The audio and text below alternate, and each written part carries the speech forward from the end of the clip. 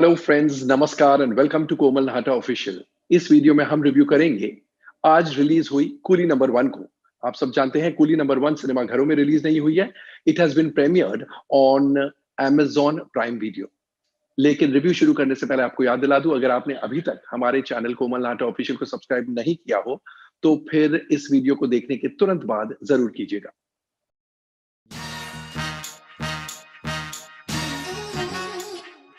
Friends, coolie number one आप सब जानते हैं सिनेमा घर में रिलीज नहीं हुई है। It is being premiered on Amazon prime video.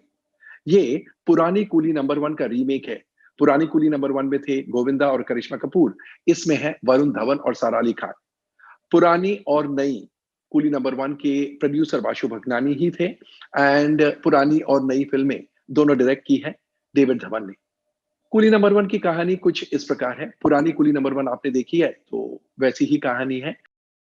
इस फिल्म में राजू यानी वरुण धवन कूली है और उन्हें मोहब्बत हो जाती है एक अमीर बाप की बेटी से। उस बेटी का नाम है सारा यानी सारा अली खान। अब वो चाहते हैं कि उस अमीर बाप की बेटी से उनकी शादी हो, लेकिन ऑब्वियसली जो बाप है यानी Jeffrey Rosario, that is Paresh Rawal, वो चाहते हैं कि उनकी बेटी की शादी कोई बहुत बहुत बड़े आदमी से, रईसजादे से हो। तो ऑब्वियसली राजू को एक्टिंग करनी पड़ती है और वो बन जाता है कुंवर। कुंवर यानी ऑलमोस्ट अ प्रिंस, और बहुत अमीर ज्यादा ऐसे बन के उनके सामने जाता है और उनका भी दिल जीत लेता है और उनकी बेटी का दिल भी जीत लेता है। और फिर कुछ बाप को ऐसी भनक पड़ती कि शायद ये वो नहीं है, शायद ये कूली है। एंड उसके बाद क्या क्या होता है वो बताया गया है। It's all in comedy style. तो सारांश में ये स्टोरी है। हम डिटेल में नहीं जाते हैं बिकॉज इंसिडेंट्स बहुत ज्यादा है। तो आइए सबसे पहले डाइसेक्ट करते हैं, एनालाइज करते हैं इस फिल्म की स्क्रिप्ट को, यानी कहानी, पटकथा और संवादों को। कहानी तो पुरानी कूली नंबर वन की कहानी है और उस जमाने में आपको हमें सबको बहुत हंसी आई थी उस कहानी को देखकर। लेकिन आज के जमाने में ऐसा सोचना कि वही कहानी आज की ऑडियंस को भी उतनी ही पसंद आएगी, थोड़ा फार फेच्ड है। क्योंकि times have changed, conditions have changed, हमारी थिंकिंग बदल गई है और इसलिए उस स्टोरी को आज के जमाने में 2020 में फिट करके एक्सपेक्ट करना कि लोगों को पसंद आएगी, थोड़ा फार फेच्ड है। स्क्रीन प्ले लिखा है रूमी जाफरी ने एंड डायलॉग्स है फरहाद सामजी के। स्क्रीन प्ले के बारे में हम ये कहेंगे कि it is very far fetched and बहुत ही इम्प्लॉजिबल स्क्रीन प्ले है। ऑफ कोर्स कॉमेडी में आप लॉजिक नहीं देखते हैं, आप सही है या गलत है नहीं देखते हैं, आप फ्लो के साथ हंसते रहते हैं। लेकिन ये सब बातें होती है अगर आपको ड्रामा हंसाता है, अगर आपको स्क्रीन प्ले हंसाता है। इस फिल्म में स्क्रीन प्ले खास हंसाता नहीं है और इसलिए आप सोचते हैं ऐसा हो सकता है, ये कितनी इरिटेटिंग चीज है, ये कैसे बिलीव कर सकते हैं, इस पर कैसे यकीन कर सकते हैं। एंड पूरा ड्रामा देखते वक्त आपको ऐसे लगता है कि सारे किरदार जो है राजू को छोड़कर, कूली राजू को छोड़कर सारे किरदार जो है वो बेवकूफ है, अनाड़ी है, जाहिल है, वो कुछ नहीं समझते हैं। There is nothing as logic, यानी वो इडियट्स की तरह वो कोई भी बात पर यकीन कर सकते हैं। तो आपको लगता है क्या राजू ही सबसे समझदार है एंड सिर्फ राजू समझदार है, बाकी सब बेवकूफ है? ऐसा हो नहीं सकता। तो screenplay is quite weak and comedy film में अगर आपको हंसी नहीं आए तो फिर बात नहीं बनती है। इनफैक्ट कॉमेडी के नाम पर ऐसा लगता है कि बफूनरी ऑफर की गई है एंड उस बफूनरी पर आपको ज्यादा इरिटेशन होता है बजाय कि आपको हंसी आए। एंड फरहाद सामजी के डायलॉग्स भी बिल्कुल अच्छे नहीं है। Over the top dialogues and दकियानूसी डायलॉग्स, सीन्स भी दकियानूसी है। प्लस जो तुकबंदी, डायलॉग्स में तुकबंदी करने की कोशिश की गई है, that gets on people's nerves. Of course कुछ सीन्स अच्छे हैं, कुछ डायलॉग्स भी कॉमिकल है एंड हंसी आती है, लेकिन overall neither the screenplay nor the dialogues are good, यानी स्क्रीन प्ले एंड डायलॉग्स दोनों बेहद कमजोर। अब स्क्रिप्ट के बाद एक नजर डालते हैं एक्टर्स के परफॉर्मेंसेस पर। इंडिविजुअल एक्टर्स के बारे में बात करें उससे पहले मैं आपको बता दूं कि हर एक्टर ने ओवर एक्टिंग की दुकान खोल रखी है इस फिल्म में, ऐसा लगता है। यूं मानो कंपटीशन है कि मैं तेरे से ज्यादा ओवर एक्टिंग कर सकता हूं। तो आप सोच सकते हैं ऑडियंस कितनी इरिटेट हो जाती है। एक्चुअली ऐसे लगता है कि स्क्रिप्ट राइटर्स, डायरेक्टर, एक्टर्स सबको पता था कि ये जो फिल्म बन रही है ये दिल से नहीं बन रही है एंड ये एक प्रपोजल बन रहा है, इसलिए किसी ने अपना बेस्ट फुट फॉरवर्ड किया ही नहीं। अब इंडिविजुअल परफॉर्मेंसेस पर आते हैं। वरुण धवन ने बतौर कूली राजू या फिर कुंवर की एक्टिंग में, दोनों में बहुत ओवर एक्टिंग की है और इसलिए वो इम्प्रेस नहीं करते हैं। एक और बात, वरुण धवन जो मिथुन चक्रवर्ती की मिमिक्री करते हैं, दूसरे स्टार्स की भी मिमिक्री करते हैं, उसकी कोई जरूरत ही नहीं थी और मजा भी नहीं आता है।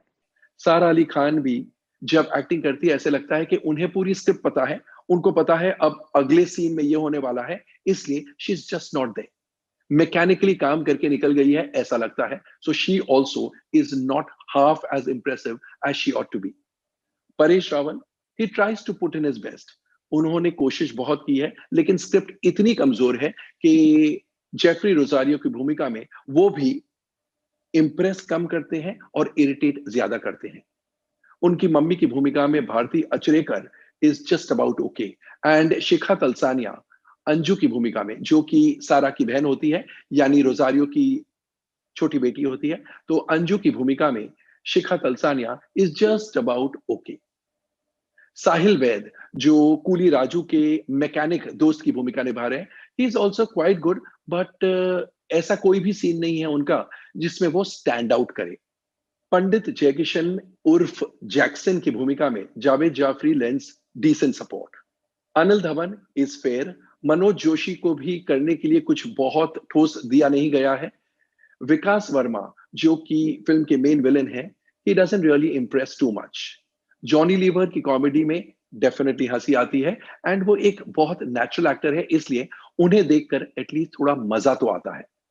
राजपाल यादव जो सारा और अंजू के मामा की भूमिका निभा रहे हैं, वो तुतलाते हुए बोलते हैं, and his comedy is definitely irritating to the core. उनको जो दिए गए डायलॉग्स हैं वो भी इंप्रेसिव नहीं है और उनकी एक्टिंग या उनका परफॉर्मेंस भी बिलो पार है। बाकी सपोर्टिंग कास्ट में बहुत सारे एक्टर्स हैं। 4 एक्टर्स के नाम हम लेना चाहेंगे: शशि किरण, राकेश बेदी, रजत रवेल एंड हेमंत पांडे। इन चारों ने ठीक ठाक सपोर्ट लैंड किया है। एक्टर्स के परफॉर्मेंसेस की तो बात हो गई, अब डायरेक्शन और अन्य टेक्निकल एस्पेक्ट्स की तरफ मुड़ना जरूरी है।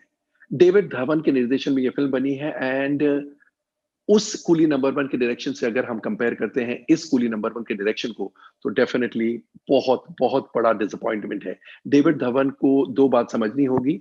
एक तो जरूरी नहीं है कि जो 20, 25, 30 साल पहले चला वो अभी भी चलेगा, एंड बहुत ही रूटीन सा डायरेक्शन है। एक कंसर्टेड एफर्ट नजर आती है to make the audience laugh.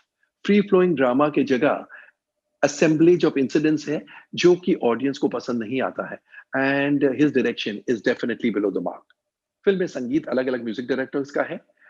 2 गाने तो पुरानी कूली नंबर 1 के लिए गए हैं, जिनका म्यूजिक स्कोर किया था आनंद मिलन ने, एंड जिनके लिरिक्स लिखे थे समीर ने।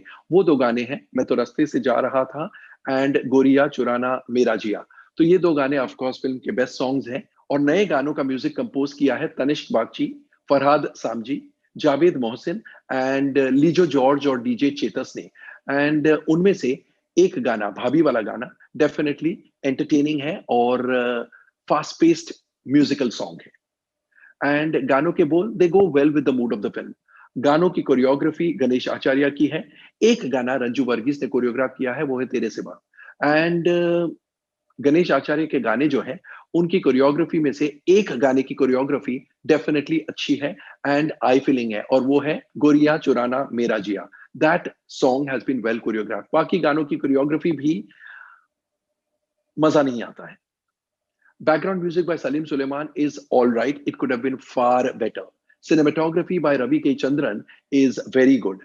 सेट्स बहुत ही आलीशान है। कहना पड़ेगा कि प्रोड्यूसर वाशु भगनानी ने बहुत पैसा खर्च किया है, and credit to him for that. Action scenes की कोरियोग्राफी अनल अरसू ने की है, and they are quite good. Production designing by Rajat Poddar is very nice, and Ritesh Soni की editing could have been far more sharp, far more crisp. इससे ज्यादा sharp और इससे ज्यादा क्रिस्प होनी चाहिए थी एडिटिंग।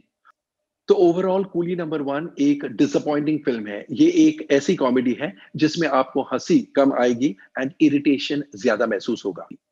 ये तो गनीमत है कि ये फिल्म ओटीटी प्लेटफॉर्म पर प्रीमियर हुई है, इसलिए बॉक्स ऑफिस कलेक्शंस का आउट होना मुमकिन ही नहीं है, because there is no box office involve. अगर ये सिनेमा घर में रिलीज होती तो ये फिल्म बॉक्स ऑफिस पर बुरी तरह पिट जाती। This one would have flopped. दोस्तों, कैसा लगा हमारा review of coolie number one? Comment section में जाकर अपने कमेंट जरूर पोस्ट कीजिएगा। एंड अगर आपने भी फिल्म देख ली है तो हमें बताइएगा, जरूर बताइएगा कि आपको फिल्म कैसी लगी। एंड जैसा मैं हमेशा इन दिनों कहता हूं, stay safe, stay relevant end of course stay tuned.